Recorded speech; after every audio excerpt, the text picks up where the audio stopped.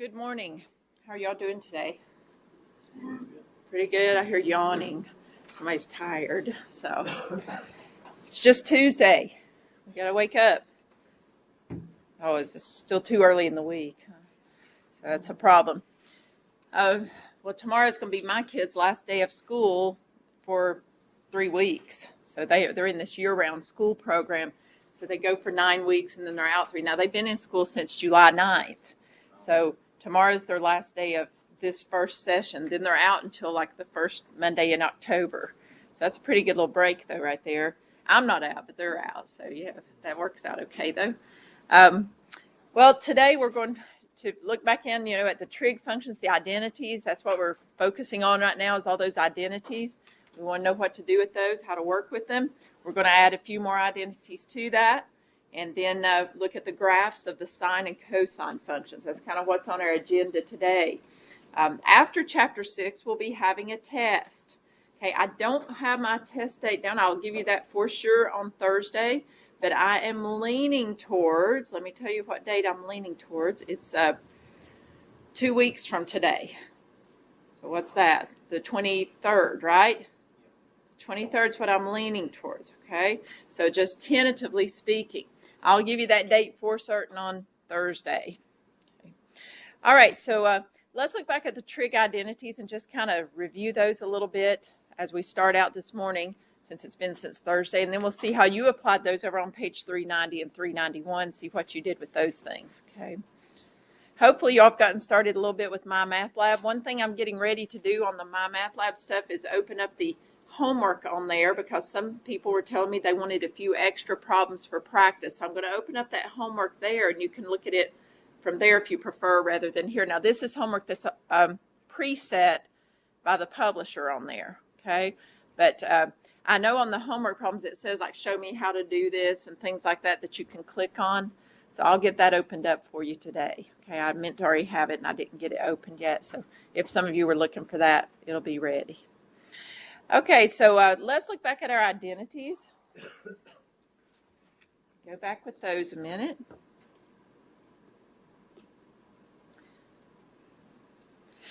Just see what we remember here.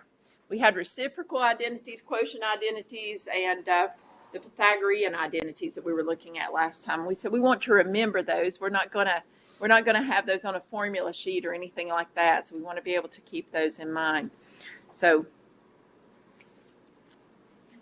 I just splattered coffee on me. That won't work. All right. So we're going to start out looking at the reciprocal identities. We've used these quite a bit before we even talked about them here. I'd already put them up before we called them reciprocal identities, okay? So that was where we said the cotangent of an angle is equal to what? Reciprocal of which one? The cotangent is the reciprocal of the tangent, right? Okay, I knew y'all would know that one. Okay. The secant is the reciprocal of which one? Which one is it? I'm hearing a debate. Cosine. And the cosecant is the reciprocal of the sine, right? Okay.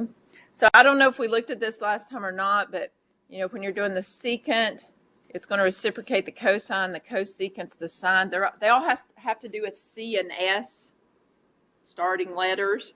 Okay, maybe that helps, maybe it doesn't. But typically what we look at is that sine, cosine, and tangent are more familiar trig functions. They're a little bit more popular, we might say. Okay, sine, cosine, and tangent are a little bit more popular. And then when we reciprocate, those are the things we're reciprocating. So if we're working with cosecant, we're going to reciprocate the one that starts with the S. That's out of the popular ones, okay? So the sine. If we're working with secant, we're going to reciprocate that cosine. So maybe that letter connection will help a little bit on remembering which one you use. All right, so then we have the quotient identities.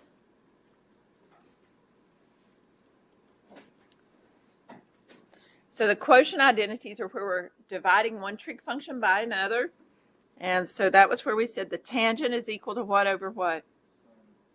Sine over cosine. Good. And the cotangent will be cosine over sine. So that was our quotient identities. So those were maybe a little bit newer for us. However, if we think back to when we first looked at tangent, we said tangent was y over x. Tangent was y over x. So if you think about on your unit circle, let me go over here just a minute.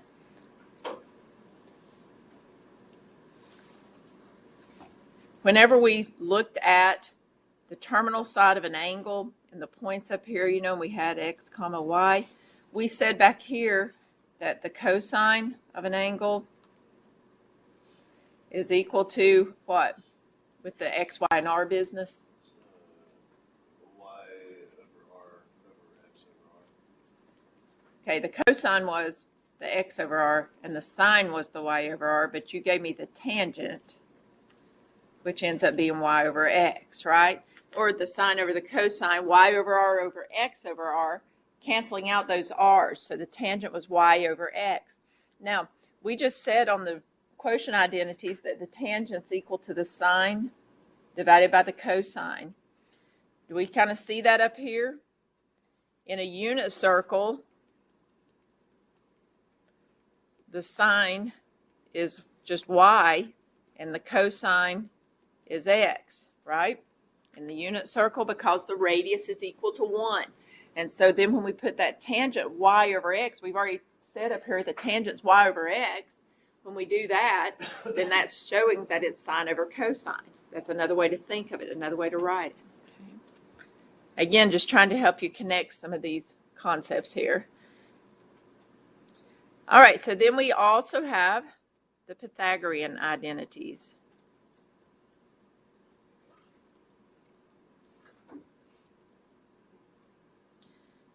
Whoops, I didn't mean to mark it out. Guess we better fix that. What was the most common Pythagorean identity? So x squared plus y squared is equal to r squared.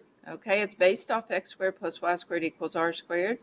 What it said for us was cosine squared theta plus sine squared theta equals what?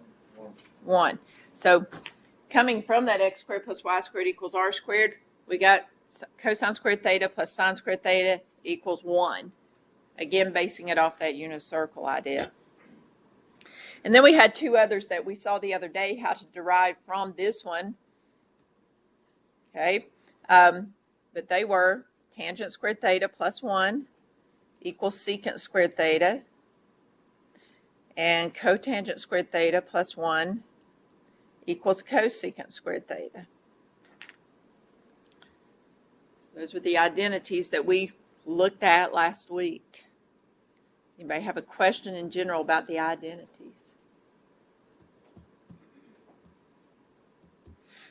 So you all were working some problems over on pages 390 and 391. These problems also involve the use of the ASTC rule. Remember, all students take calculus, right? We're still recruiting you all to come take calculus. All right, so in the ASTC rule, though, that told us, depending on which quadrant the angle terminated in, that told us the signs of the trig functions. Actually, the ASTC rule tells us which trig functions are positive within which quadrant. So we said that all of them were positive in the first quadrant. All positive, right? What about in the second quadrant? What was positive? Sine and cosecant. It's reciprocal, okay? In the third quadrant? And? Okay, good. And in the fourth quadrant? Cosine and secant. And if we didn't say it was positive in that quadrant, then that means it's negative. Okay? So in the third quadrant, for example, down here in this third quadrant area, all those other trig functions are negative. Sine, cosine, secant, cosecant are all negative down there. So we were using those concepts a little bit also in the work on 390 and 391. All right, let's go over and see what questions you had from 390 or 391. Does anybody have a question from the ones you were practicing with? Yeah, go ahead. Number 57.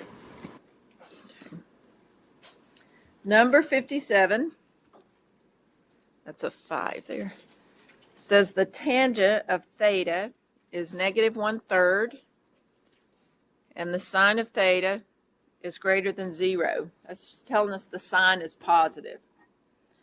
Okay, see what we got here. The sine's positive. Where's the sine positive? Which quadrants? 1 and 2. That's where the sine's positive. We see over here from this information that we're given that the tangent's negative. So where's the tangent going to be negative? 2. And where else is the tangent negative? Okay, 2 and 4. So we must be in quadrant 2 for both of these to be happening. Okay, we're in quadrant 2 then. So we draw this side of an angle, terminal side of an angle over here. But what we're going to do then is use the triangle that forms when we connect it to the x-axis. That's where we're going to connect that perpendicular. We're going to call this theta here. And we're going to use the information we have. We know that the tangent is y over x. And we were told that the tangent was negative 1/3. So that means we can label our y and our x. How am I going to label those? What's y?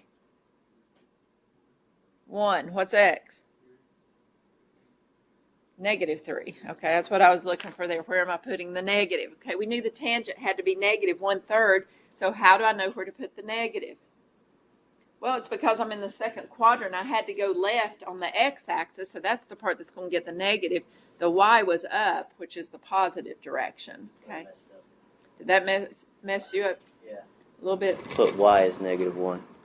Yeah, but you see why y has to be positive there because of the quadrant we're located in? So even though they just had it out, even if they had negative 1 and then over 3, we still are going to put that negative with the 3 because the x part here in quadrant 2 is what has to be negative. Okay, so we do want to pay attention to those pieces. From this information, we can find r. Now, what are we trying to do here? I don't think I told you what we're trying to do. You all know what you're trying to do, I think. Find the rest of the trig function values, right? That's what we were doing. So if we're going to use the x, y, and r business, we'll need the r value. And we'll get that by saying negative 3 squared plus 1 squared equals r squared. And that's 9 plus 1, which is 10. And r will be the square root of 10. Okay, r is going to be that square root of 10 there. And from that, we can get the rest of our trig function values. We'll say the cosine is x over r, so that's negative 3 over the square root of 10. And when we rationalize, remember rationalizing to get rid of the radical there, we get negative 3 square roots of 10 over 10. Okay. The sine will be y over r, so that's 1 over the square root of 10. When you rationalize, you'll get square root of 10 over 10. Multiplying again both parts by square root of 10 over square root of 10. Tangent was already given to us. Cotangent, we could have gotten that one right away just by reciprocating that tangent. Cotangent's what? Yeah, so just negative 3, right? Negative 3 over 1, just negative 3. The secant, the reciprocal of the cosine. So that's going to be what? I want to look at this first part right there, where I first wrote the cosine, and reciprocate that one. Yeah, so negative square root of 10 over 3. Cosecant's going to be the reciprocal of the sine. What's that going to be? Just the square root of 10. Again, yeah, we want to look here at this first part, where we first got that.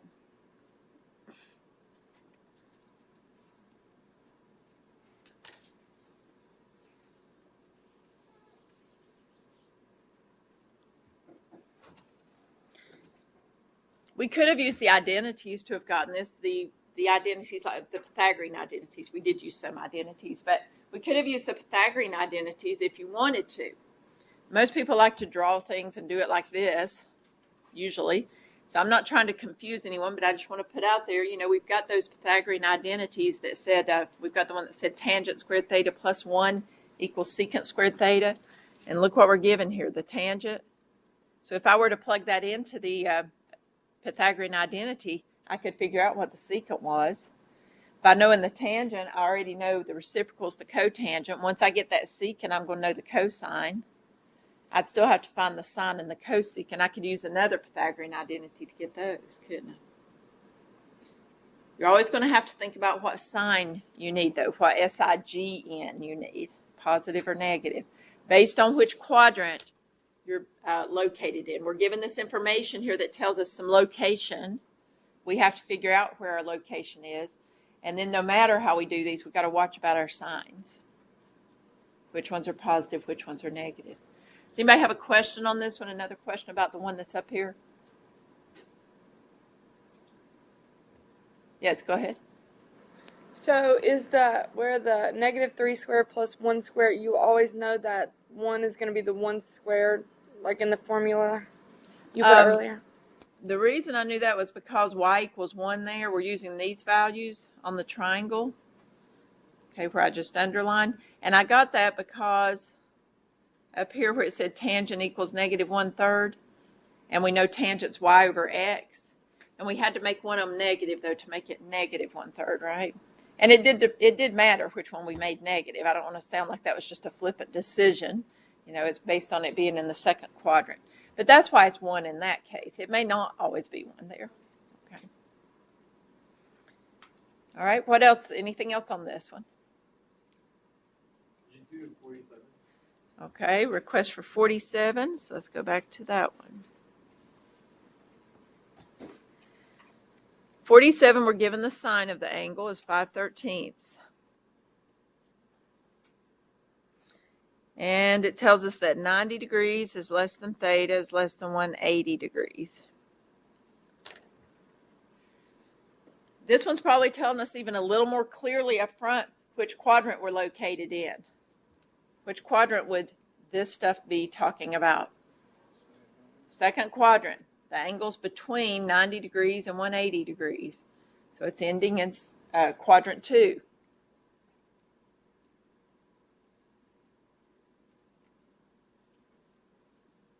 Again, I'm going to connect it, though, with a perpendicular line to the x-axis. I'm going to use that angle right there to get my information. We know that the sine is y over r, right? So let's label those. Y is 5, r is 13. We're looking for x here then. We don't know x.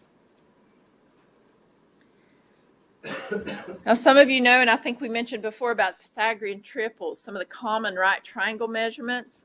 This one happens to fit one of those. Which one is it? 5, 12, 13, right. 5, 12, 13 is a common Pythagorean triple.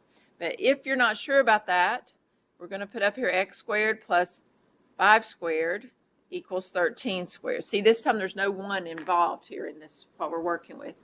Okay, so it's just all dependent upon the information we're given. So we should work this out, though, and get 12.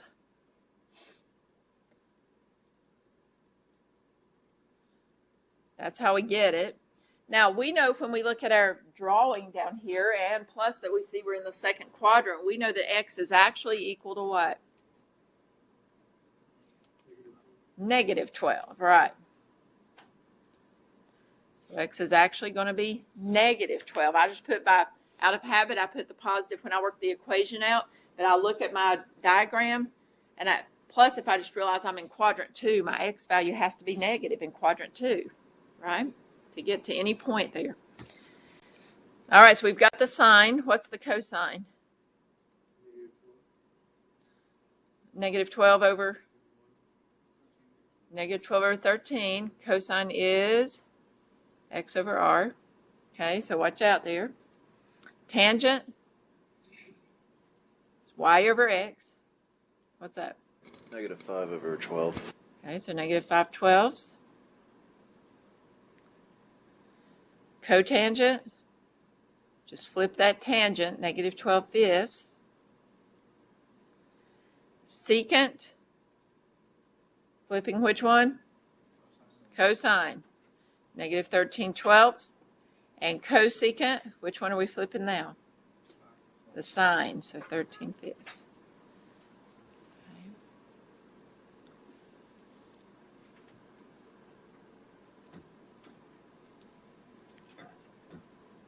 So let me show you what I meant about using that Pythagorean identity. This one's an even better candidate because you're given sine here. So I'm going to flip over here to a new screen in just a second when I think you all are finished here. You can tell me if you're finished. Any questions on what we did on this screen? So far, so good this morning, even though it's early. Okay. We know the sine is 5/13. Same problem here.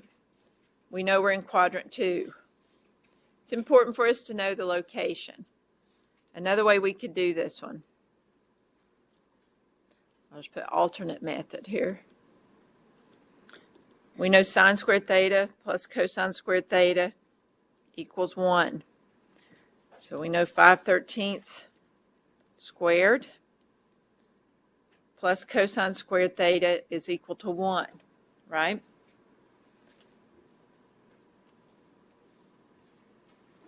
5/13 squared, what's that?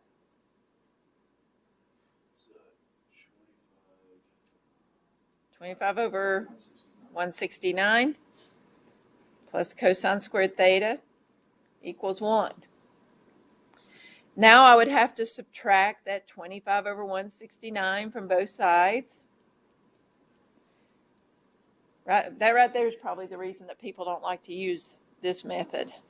Right there. So we got cosine squared theta equals what? Well, this is 169 over 169, right? So it's 144 over 169 when we subtract. When I take the square root of both sides, which I have to do to get the cosine of the angle, I get the cosine equals the square root of 144 over 169. I don't know if it's going to be positive or negative yet, okay? But square root of 144 is 12, square root of 169 is 13. Then I remember, oh yeah, I was in quadrant 2. What sign's the cosine in quadrant 2? Positive or negative? Somebody said it? Negative, right. So we'll put negative. So that's the one we want right there, the negative 12/13. So that would get us started. Once you have the sine and cosine, you can always put sine over cosine and get the tangent and then reciprocate and get the others. I don't know. Some people like this method and some do not. It's a little bit more algebra maybe for you. Is that what it is there? Or just the fractions? Maybe it's just the fraction effect. I don't know. But this is a way you can do it using that Pythagorean identity. Sine squared theta plus cosine squared theta equals 1. Just be able to do it one way or the other at least. All right, anything else from 390, 391? Yes, go ahead. 77. Down in that part. Yeah, that's a good one.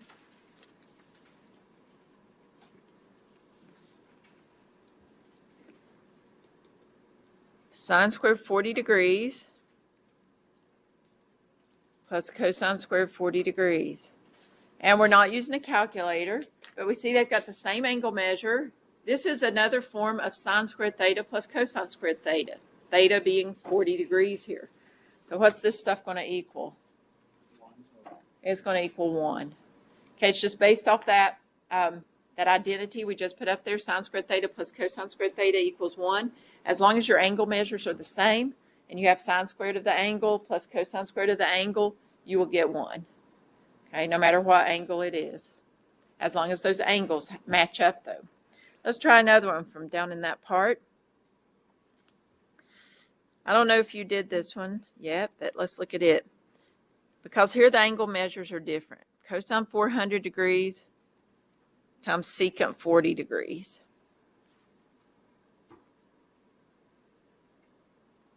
So what's the deal with that?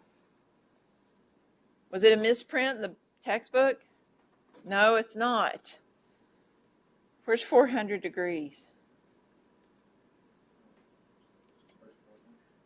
First quadrant. We got to go to 360, and then how many more? 40. 40 more. That was convenient, wasn't it? So 40 degrees is this part here. If we go all the way around, then we're at 400 degrees.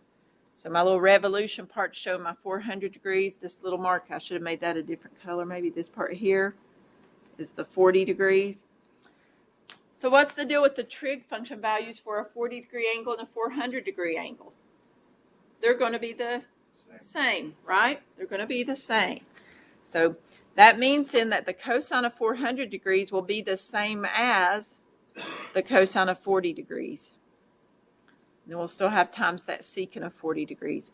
Now when we're working with these, we do want them to be in the same angle measures. Okay, we want to use same angle measures when we're working with the properties here. So the cosine of 40 degrees times the secant of 40 degrees, what's that going to equal?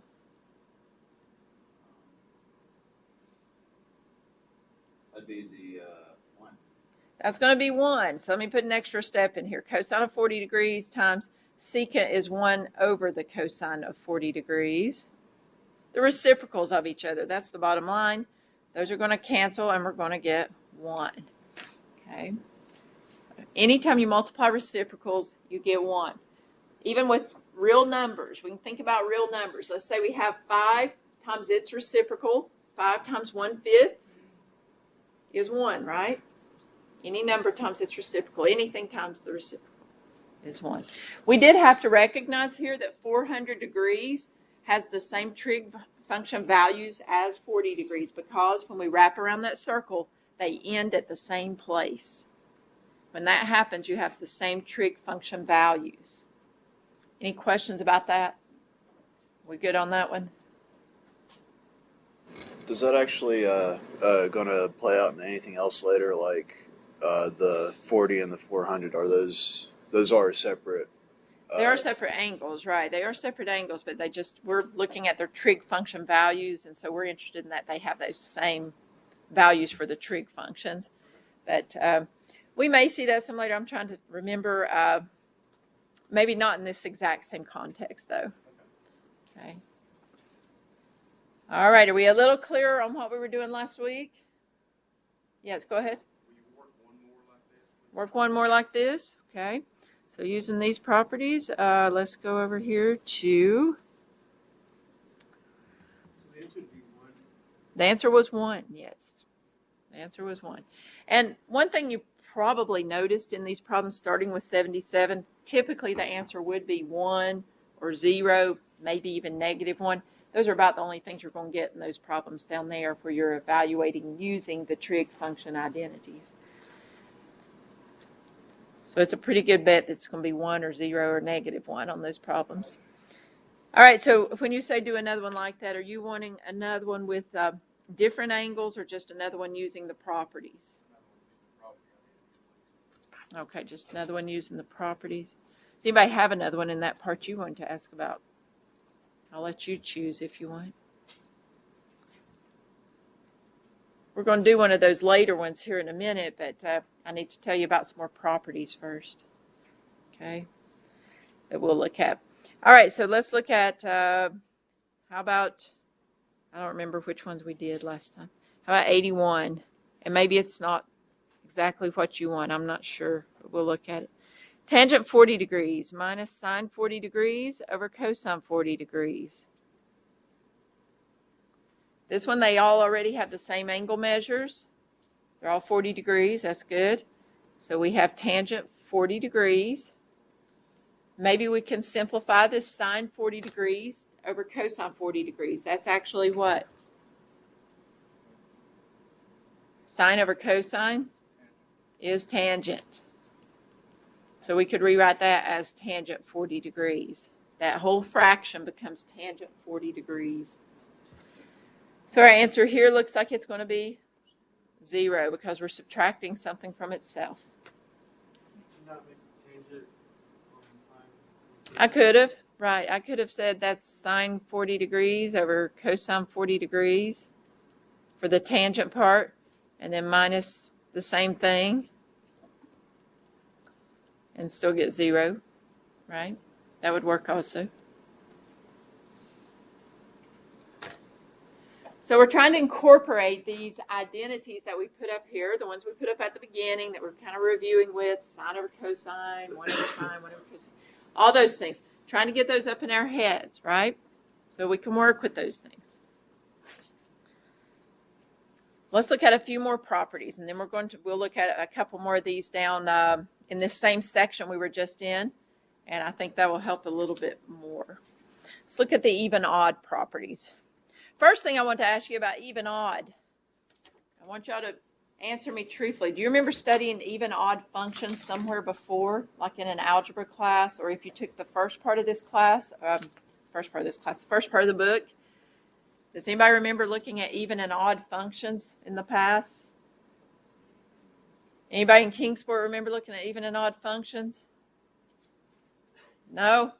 No there, no here, no everywhere? Anybody? A little bit maybe? Well, maybe it'll come back to you. Okay, after I talk about them just a minute, you can tell me then if anything comes back to you, okay? Because I'm going to give you just a brief overview of what they are before we look at them with the trig functions. So even and odd functions. If you have an even function, this is in the first part of the book somewhere, okay? I don't remember which chapter, but somewhere back there. All right, if you have an even function, then that means algebraically that f of x will be the same as f of negative x. So what the heck does that mean? That's what you were wondering, right? That means that the function evaluated at whatever x is going to be the same. You're going to get out the same thing as if you put in the opposite of that value that you would put in. If I put in 3 or negative 3, I'm going to get the same thing out. That's what it's telling me. So is that like if you graph it out, it's going to be like a, they're going to be It's zero going to be splits like in the middle? what is that? Parabola? A parabola. Okay, a parabola is an example of an even function. That's correct. And it's our most common example. So I'm going to put up here the most common example. There are other even functions, but the most common example, the one we're going to look at, is f of x equals x squared. That's the equation for it. And it does look like a U shape. We do call it a parabola. Okay. Because when I plug in 3, I get 9. When I plug in negative 3, I get 9. No matter what value, if I plug in the positive or the negative, I'm going to get the same thing, right? So therefore, that's what we mean by f of x is equal to f of negative x. The function evaluated at the positive will be the same as the function evaluated at the negative value. Okay. Most common example. Another thing we note about even functions is that they have some symmetry. They are symmetric about what? What's this graph symmetric about? The y-axis. The y-axis. Good. All even functions are symmetric about the y-axis. Does anybody remember studying this before now? Oh, now it's coming back a little bit to some of you, a few of you. Okay, good, good. I thought it would come back there somewhere. Okay, so let's contrast that with odd functions. With odd functions, for the algebraic part, like before we had that f of x business up there, for odd functions, f of negative x is the same as negative f of x. So now we're saying the function evaluated at the negative whatever value will be the same as the negative of the function evaluated at the positive value. Okay, does that kind of help see it? No, we're not going to see it yet. We'll see it when we put the most common one up here. Most common example of an odd function. Anybody want to guess what that is or no? Go ahead. I know what the graph looks like. It's like kind of a, you take the parabola and just flip one side of it down. Oh, take the parabola and flip one side of it down. Okay, that's a good way to put that. Okay, the equation is f of x equals x cubed. So what he's talking about, take the parabola, flip one side of it down. Looks like this. We don't really have a name for that. It's a curve, kind of, cutting through the origin there. All right, so on the one up above, the even function, when we said that the graph was symmetric about the y-axis, that means, if we fold that, if we had that on a paper and fold over that y-axis using the y-axis as our folding line, then one side of the graph matches the other side exactly. You have to pretend with my drawing, but it comes over and it matches. The symmetry with the odd functions is that this graph is symmetric about the origin. So the symmetry here is about the origin.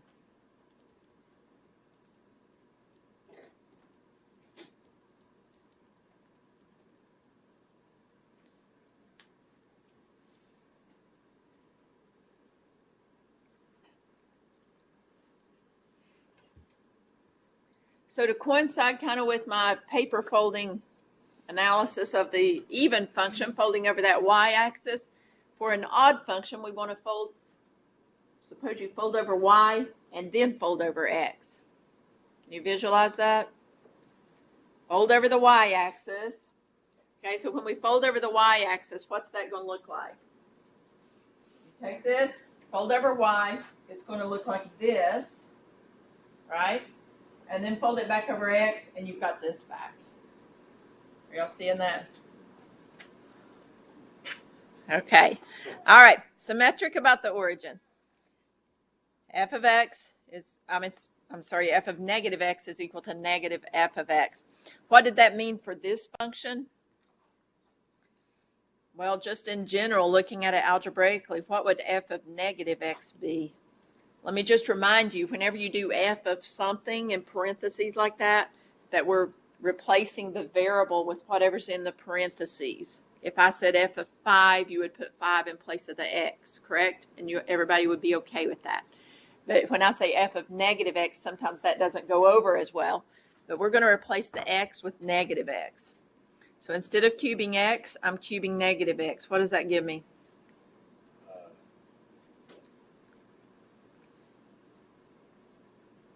Negative 27.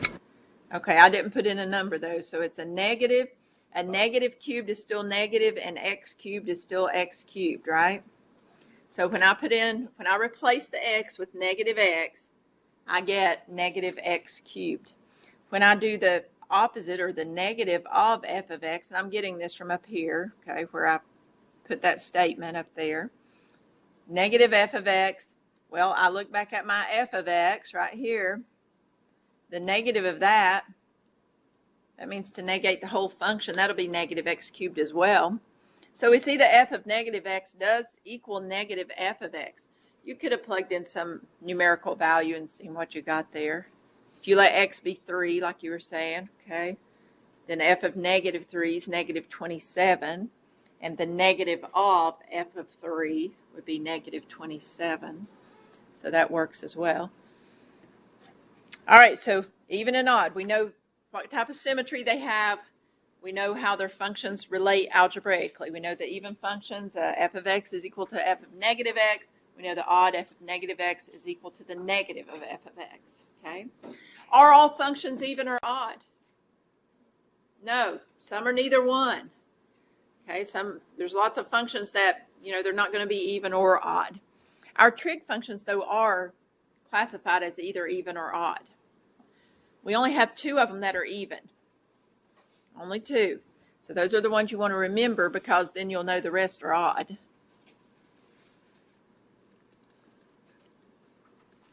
So the even trig functions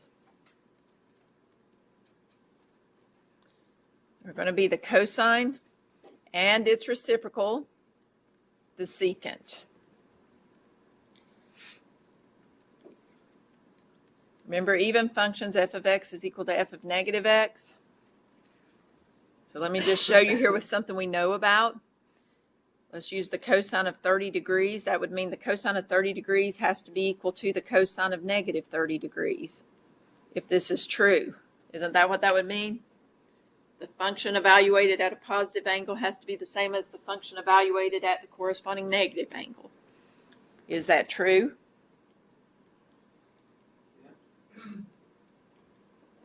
Okay, we got 30 degrees.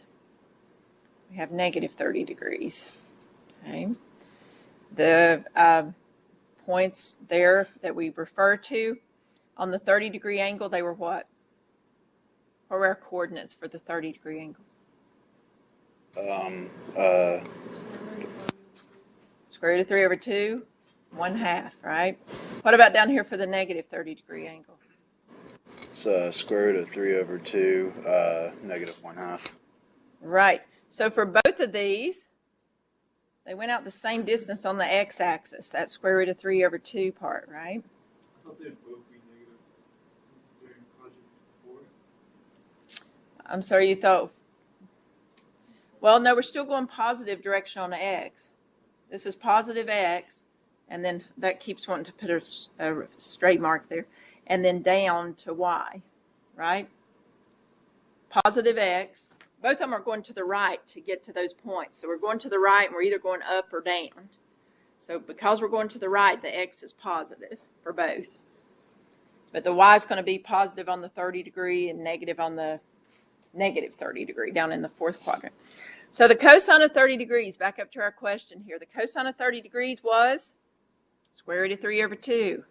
The cosine of negative 30 degrees was still square root of 3 over 2.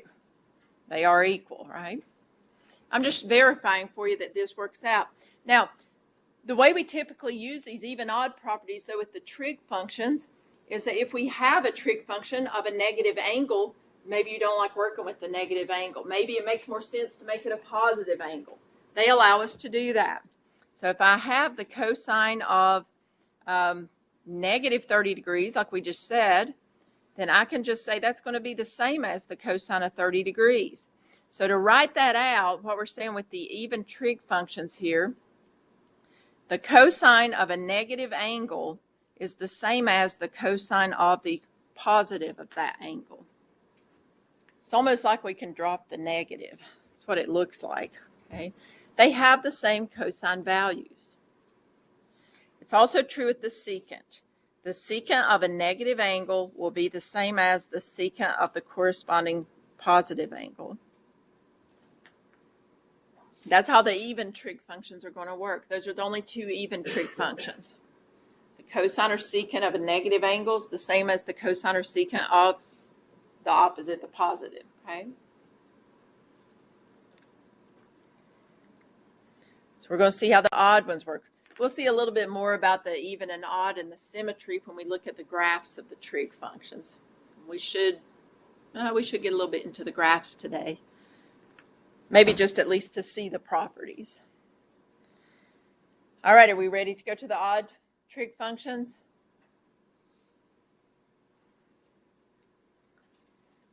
The rest of them are odd.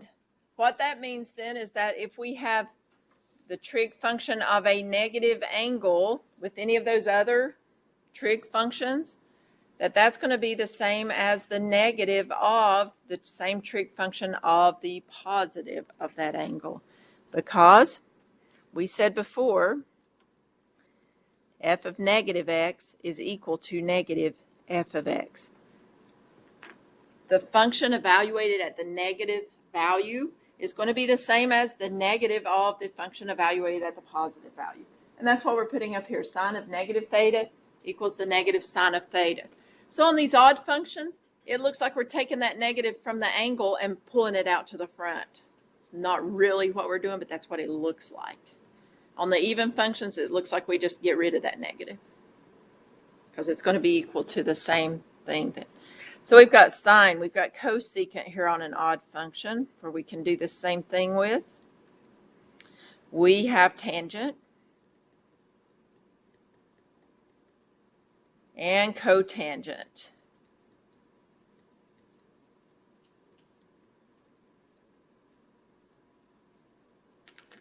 Okay. So those properties hold for these trig functions that are odd.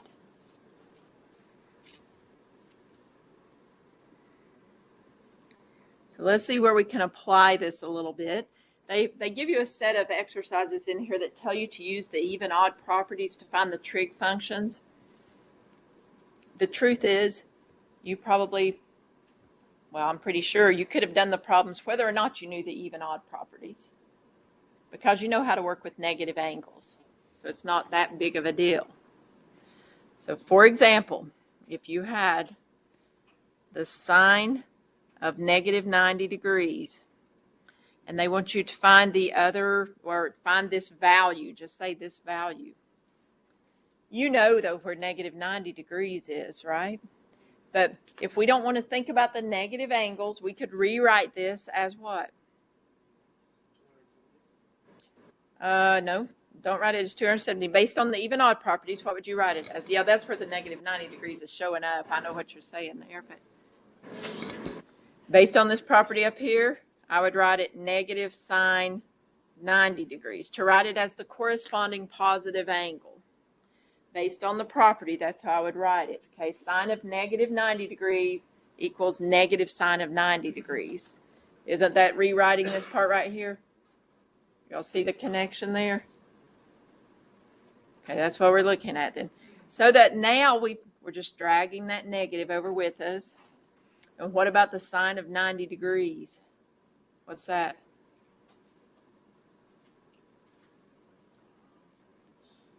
Sine of 90, where's 90 degrees? Straight up. It's be 1 over r. What's Negative. r? 1. R is 1. Okay, here's what you want to think about with that. Okay, I'm seeing a little too much thought on that. Let's think about it like this. Whoops, let's try to make our circle connect up there where I need to be.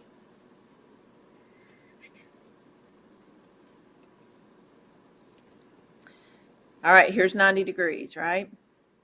Here's my coordinates. What are my coordinates there? 0, 1. 0, 1. My sine is which one? Yeah, The y. Just, yeah, we're in a unit circle, so it's just the y, right? So negative 1 is my answer here. Now, what I was saying, you could do this whether or not you knew anything about even or odd, because originally it said negative 90 degrees. You all know that negative 90 degrees goes down to this line down here. My coordinates there are 0, negative 1, right? My sine there is still going to be the y value. So from the start, I could have said, oh yeah, the sine of negative 90 degrees, that's negative 1, couldn't I? You can look at it either way. It gives you some options, though. Some different ways to look at these things, thinking about these properties here. Now, where they might be a little more useful is some of these later problems like we were looking at a while ago, those last ones. And if you have a negative angle there, you really might want to change it. It might be more useful to change it. So let's see what we've got on these. Let's do the one with degrees first. Let's do number 88. This is on 391 for an example. The sine of 70 degrees over the cosine of negative 430 degrees plus the tangent of negative 70 degrees.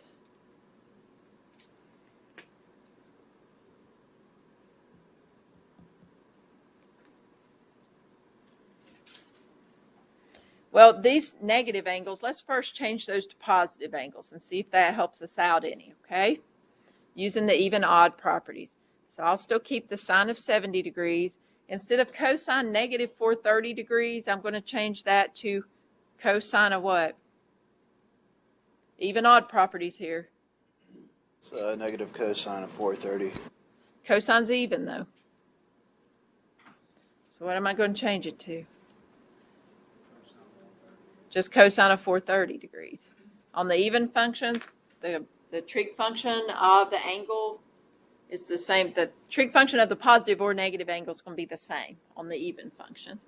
Even functions, so we only have two, cosine and secant. So we'd rewrite it like this. All right, then we have plus. Now we've got a tangent we're working with, and it's a tangent of negative 70 degrees, and we know tangent is an odd function. So now what do you want to do? Now tell me like the other one. Negative and put the 70 degrees here. So instead of putting that negative there, let me just do it like this. Instead of plus a negative, let's just make it minus. Is that all right? That looks a little cleaner there for us. So what about that cosine of 430 degrees? We don't really have to know what these trig function values are to work these problems. You all are seeing that. We don't know anything from the unit circle about a 70-degree angle or a 430-degree angle. We don't have to, though. We're using properties to get there. So where's 430 degrees? 70 degrees. 70 degrees past that one revolution, right? So there's 430 degrees, which happens to be 70 degrees past one revolution, meaning that the trig function values for the 70-degree angle and the 430-degree angle will be the same. So let's rewrite our problem again here. We have the sine of 70 degrees over the cosine of 430 degrees will be the same as the cosine of 70 degrees, and minus the tangent of 70 degrees. So the first line was equal to this second line, which is equal to this third line here. Now what's that equal to? 0. It's equal to 0, right. Do we see why it's equal to 0? Sine over cosine's tangent. So we actually have the tangent of 70 degrees minus the tangent of 70 degrees. We're building thinking skills here. That's what it looks like we're doing here. We're building thinking skills. We're trying to get these properties in our heads a little better, though, as we go through. Any questions on this one? Yes, go ahead. Can you explain again how you got the cosine as the 70 degrees instead of bringing down the 430? Okay. We didn't like 430, first off, because we want all the angle measures to be the same. Okay, that's our part of our goal is to get all those angle measures the same. And the books made it easy for us to do this. Whoever wrote this, they fixed it in there to make it work out.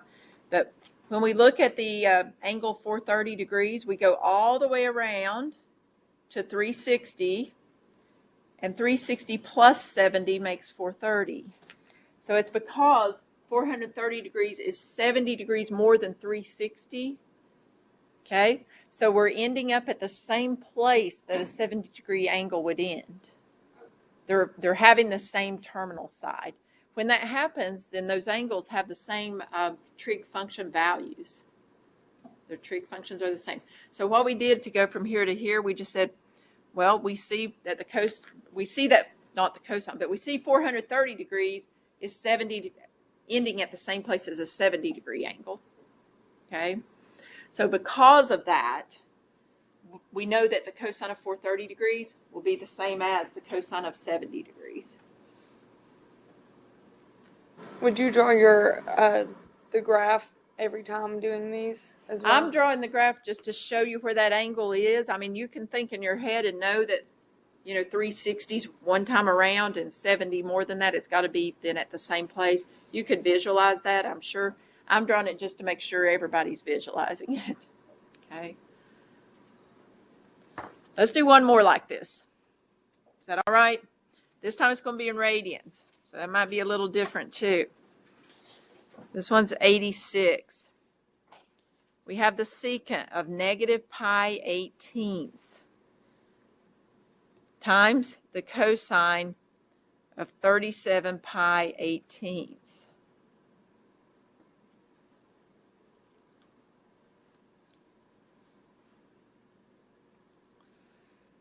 Let's first change the angle to a positive measure. What do we have to do with secant to make that happen? Secant is even or odd? Actually, it's even. Okay. It takes some practice, but cosine and secant are our only even functions. Okay. It's even. So what does that tell me to do? Am I going to put the negative out front or drop the negative? Drop the negative. Drop it. Pretty much drop it. Secant pi 18ths. I meant to switch back to blue, but that's all right. Here. Times cosine. Well, where's that 37 pi 18ths? Let's go ahead and check that out. It's the same place as pi 18ths because 18 times 2 is 36. Okay, very good. So what we have here is 37 18ths pi. You might want to look at that. 37 18ths equals 2 and 1/18. And then we've got our pi out there, right? 2 and 1/18 pi. Where's 2 pi? Well, that's the same as 360 degrees. And then 1/18 more. So this was 37 pi 18ths, ending at the same place as pi 18ths. Now I've got my pi 18ths definitely not drawn to scale, okay, because that would be quite a bit smaller than that to be 1/18th, you know, there. So, but just to see where we're located there, we're going all the way around one full revolution, 2 pi, because 18 divides into 37 2 times, gives us 36. We have 1 left over, so that's 1/18th pi. We're ending at the same place. The book makes this nice for us. So the cosine of 37 pi 18ths is the same as the cosine of pi 18ths. All right, good there? This is equal to what? 1, because they are reciprocals. Typically, these problems in that little section will equal 1 or 0, possibly -1, but mostly 1 and 0, I think, in this part.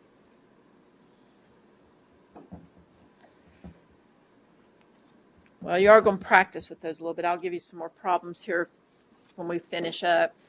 I want to go ahead and look at the graphs of sine and cosine for a minute so we can kind of see these even odd properties a little bit better for those. See the symmetry and so forth, and just maybe start to build familiarity with their graphs. The graph is not the unit circle. On the unit circle, we're showing angle measures, but that's not the graph of the function. What do you usually do when you graph a function anyway? If I said 3x plus 5y equals 10, and I want you to graph it, what would you do? You plot the x and y. Plot the x and y. Okay, yeah, you could use a calculator, but let's suppose we're not. Okay, plot the x and y, though. So that's what we're going to do here with these. Let's plot some x and y. Lots of times y'all draw an xy chart, and I'm going to draw that just to keep up with what I'm plugging in and what I get out.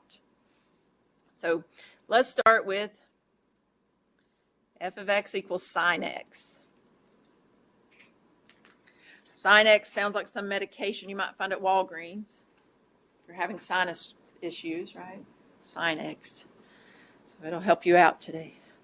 All right, so sine x, we're going to graph that. We have an xy axis here. We're on a coordinate system. However, over here in the corner, I am going to draw a sketch of a unit circle to try to help us out here.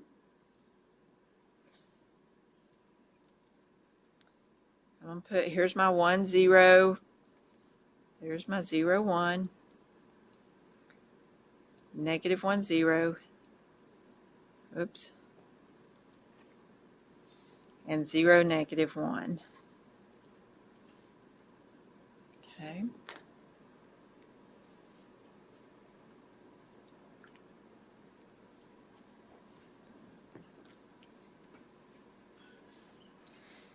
All right. My values here, this is where I'm at angle 0, radians. Here I'm at pi halves. This would be pi, 3/2 pi, and 2 pi. We are still building that familiarity with radian measure versus degree measure. You want to get those straight in your head as well. Radian measure versus degree measure.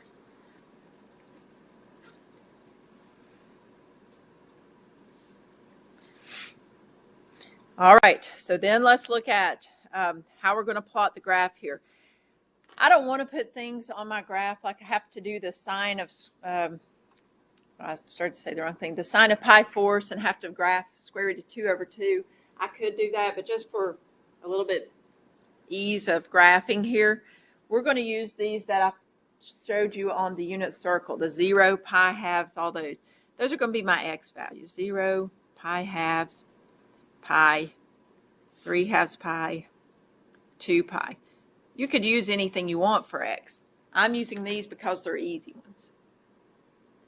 I don't want to use pi fourths because then when I plug it into the function and say sine of pi fourths, I have to put square root of 2 over 2 and find that on the graph. I don't really want to do that. So here we've got pi halves. I'm marking off my x-axis with what I'm plugging in here.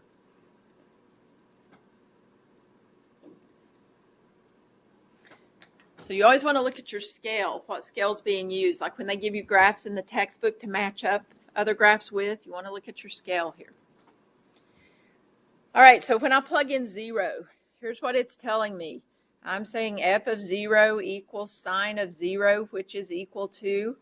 Now this is why I really put the unit circle up here so you could refer. The sine of 0, the sine's always my y value on the unit circle. The sine of 0 is 0, right? That gives me the ordered pair 0, 0. We'll come back and graph them here in a minute. What if I put in pi halves? The sine of pi halves, what's that? 1. Is 1. So I get 1. Y'all see what I'm doing? How I'm plugging in the angle measure and getting out whatever I get off that unit circle. And then after I finish, I'll plot the points here on my XY coordinate graph here. So when I plug in pi, what do I get? The sine of pi, 0. Sine of 3 halves pi, -1. -1. Sine of 2 pi, 0. 0. So when I plug these, when I plot the points now, I've got my ordered pairs listed over there in my XY chart. When I plot the ordered pairs, I'm going to have 0, 0. Pi halves 1. Whoops, I didn't mark off my Y scale. It looks like it only needs to go up to 1 and down to -1, doesn't it? So I've got 0, 0. Pi halves 1. Pi 0. 3 halves pi, -1, 2 pi 0, and that's all I've plotted right there just to see what the graph's going to look like. When I draw it in to connect the dots, though, I need to draw it as curves, because if I had put in pi 4, square root of 2 over 2 is going to be, I don't know, about right there. I think it's about 0.86 something maybe. So this is a sine wave? This is the sine wave, yes. And where did you study the sine wave before? I did a lot of electronics. With electronics, right. You use the sine wave, that's right. Okay, so this is the sine wave. If you've worked with it somewhere else in another class, which is very possible, this is what the graph looks like. Now, I'm actually not finished with the graph yet. This is just the part that I plotted. What does the rest of the graph do? It keeps on waving, right? It goes on forever, both directions. This part I've got up here right now, because it just starts repeating after this, this is looking at one period of the sine graph. The period is equivalent to 2 pi. I think we mentioned the other day about the sines being, about the trig functions being periodic. Sine is 2 pi periodic because basically it goes out 2 pi units and then it repeats itself. So it actually does continue on the same way. Just keeps on going like that. So I just tried to draw a little arrow out here. The period is 2 pi. Another thing you might have worked with when you worked with electronics and stuff is the amplitude on the sine wave. Okay, we're going to look at amplitude also in here. Amplitude and period are always positive values. Amplitude is basically measuring from the middle of that wave up to one of the crest peaks there. Okay, so how far do we go from the crest to essentially, we might say, the middle of the graph? It's 1 unit. So the amplitude of the sine graph is 1. The period is 2 pi. Period's basically how far it goes before it repeats. Put distance before repeating.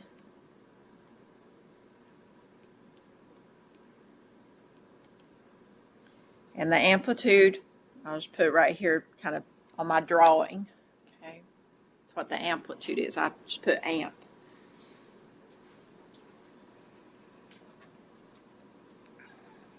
So that's what our sine graph looks like. Now, we said the sine graph, or that sine, the function, was odd. Odd graphs are symmetric about the origin. Do you see the symmetry about the origin here? Or is it too wavy? Symmetry about the origin, remember we said we'd fold over y and then fold over x. We do 2 folds. Can you see it? Yeah.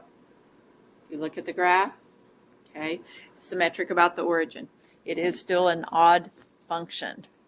Some of you think the whole class is pretty odd. All right, let's look at the graph of the cosine x. Let's look at that one. So I'm going to come over and do the same thing to get it. F of x equals cosine x. I'll make my little xy chart. I'm going to plug in the same values just for my plotting. 0, pi halves pi, 3 halves pi, and 2 pi.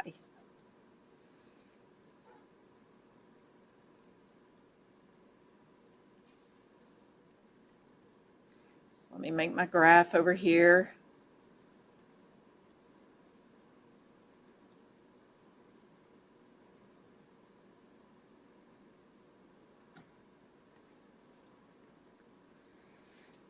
So now I'm looking for those x coordinates off that little unit circle I drew a while ago to reference. I've got it on the other screen, but you all have it there. I think you know what we're looking at there. The cosine of 0, when we first put this one in, you know, f of 0 is the cosine of 0. Looks like OOS. The cosine of 0 is what? 1. We're looking at those x coordinates on the unit circle now for these angles. The cosine of pi halves, what's that one going to be? 0. Cosine of pi? Y'all tell me. Negative 1. Cosine of 3 halves pi? 0. Cosine of 2 pi? 1, right? Okay, 1. All right, let's plot these points and see what this one looks like. 0, 1. Pi halves 0. Pi negative 1. 3 halves pi 0. 2 pi 1. This one's a little different. Again, we got to have a little curve going on here. So it does something like this and then comes back up like that. This is one period of the cosine function. Because now, if I keep drawing it, it's going to repeat this same shape, isn't it? So the period here is also 2 pi. What do you think the amplitude is here? 1. It's still 1. Amplitude's that distance right there. It's supposed to be straight. It's not straight. There's the amplitude. Now, this graph still continues on in the same manner. Well, I made that one go down too far, didn't I? Well, you all get the idea there? Do you see that this one's even? Remember it was even. It's symmetric about the y-axis. Do you see the symmetry about the y-axis? That's even easier to see than the odd symmetry, isn't it? If you fold over y, you've got it here. This one's a wave also. In fact, now the sine graph, the way I kind of remember these, or the way I think a lot of students remember this, is when I did the sine graph, I kind of, even though the graph itself doesn't really start at the origin, that's where we started it when we plotted it. So we kind of started it here. We know it's got to go 2 pi units. So here in the middle, that's where it crosses through. You know, that's actually the middle of the graph where it's going to cross through the x-axis. So it goes up and then down through and comes there and then repeats itself. Over here on the cosine, I started it where? When I started, I was up here at 1 on the y-axis. Okay, so we want to think about, you know, the sine kind of starts. I'm using that term loosely, okay, because we know it goes on. But we think about it comes up through the origin and then goes like that. The cosine starts up on the y-axis and then comes down. And the cosine, what it does is it curves midway through. It doesn't cross through the x-axis there. It's got that curve down there and then comes on back up to make it 2 pi periodic. Now, the sine graph, if I look at it on this same axis as the cosine graph, and we draw that. I don't really want to mess this up, but I'm going to mess it up for a minute, okay? Sine graph is going to look like, let's see if I can draw it. Not very well. Yeah, I've messed it up bad now. It's too late to turn back. All right, so the sine graph's looking something like this. Yeah, I knew the eraser's too big. I need a smaller eraser up here. Sine graph's looking something like that dashed blue curve there. Overall, if you look at these graphs, they look the same, supposedly, except one of them's been moved over pi halves units, hasn't it? If I shift one of these graphs over pi halves units, I'm going to be where the other graph is. Because of that, we call them sinusoidal graphs. When you're having sinusoidal issues, you take sine x. So these are sinusoidal graphs, okay? You can tell your friends you had sinusoidal something going on. All right, go ahead. When you said it, does that mean that it's they're both the same shape, or that they're just like 90 degrees shape. out of phase? They're the same shape, but there is a phase shift of pi halves, or 90 degrees, right? There's a phase shift there. And when you do graph these, if you do practice graphing with your calculator, even though we are not using a calculator still yet for our first test, but if you practice this on your calculator, you need it to be in radians for them to graph correctly. So you'll need to set your mode to radians for these to graph properly. Sinusoidal graphs, though, are graphs that are the same when shifted. And that's kind of a loose definition there, but that's what we're looking at. Graphs that are the same when shifted. So in other words, I could write one of these functions in terms of the other one with a little bit of a horizontal shift added onto it. We'll talk about those horizontal shifts later on. Actually, we need to talk a little bit more about sine and cosine graphs and a little bit more about some of the other graphs before we talk about the horizontal shifts going on. So the blue graph here was y equals sine x. Should have put that in blue, shouldn't I?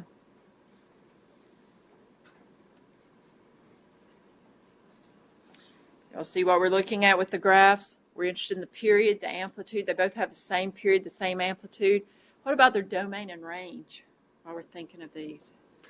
Let's go over back to this one. What is domain and range anyway? Domain is the x values that the graph goes across. Range is the y values. Correct. That's exactly right. Everybody hear that? Everybody hear that back there? Domain's the x values. Range is the y values. Okay, the domain. What's the domain for the sine function here? Negative infinity to infinity. Right, negative infinity to infinity. All real numbers. So I'll put it in interval notation where I use the parentheses around, saying we're going on the interval from negative infinity to positive infinity. The range is the values that the y coordinates take on. So the range, we're looking at the y scale now. It goes from where to where? Okay, so I'll have to write it, though, negative 1 to 1, because I have to go from least to greatest in my interval notation. And because we do actually have points that take on those values of 1 and negative 1, we use brackets on this part. That's supposed to be a bracket. I keep having a little extra part here. But brackets mean that you are actually having points at those values. Infinities are always enclosed with parentheses because, I guess, it's a little more open. We can't really contain where infinity is. So we don't say it's going to equal infinity, but we're saying it goes from there to there. So the range is from negative 1 to 1 here. What about on the cosine graph? Whoops, skipped it. Domain, it's the same, isn't it? And the range is also the same. So sine and cosine graphs have the same domain and ranges as each other. They are sinusoidal graphs in that if we shift one of them pi halves units over, we'll get the same graph as the other. Okay. They both have an amplitude of 1 and a period of 2 pi. Let me give you some problems to look at here. Okay. We'll have to talk a little bit more about their equations next time. All right. Still in section 6.3 first off. Over on page 391, I want you to add in these problems. And if you didn't understand some of the ones you were working on from Thursday, go back and try them again, okay? So we're going to try these problems on 6.3. Let me see if we can do anything from 6.4 yet, because we didn't talk about the actual equations just yet. On 6-4, on page 403, I see we could work with number 9. It has a bunch of parts, but actually you can work with, let's start a little bit before that. Let's let you do 3. Oh, and 9, not as many as I thought. And look at 10 to kind of analyze those graphs a little closer. I usually just give odd problems, but the rest we're going to have to look at after next class when I talk to you a little bit more about the equation. So try to get these parts straight. Come back on Thursday and we'll do lots more, okay? Y'all have a great day.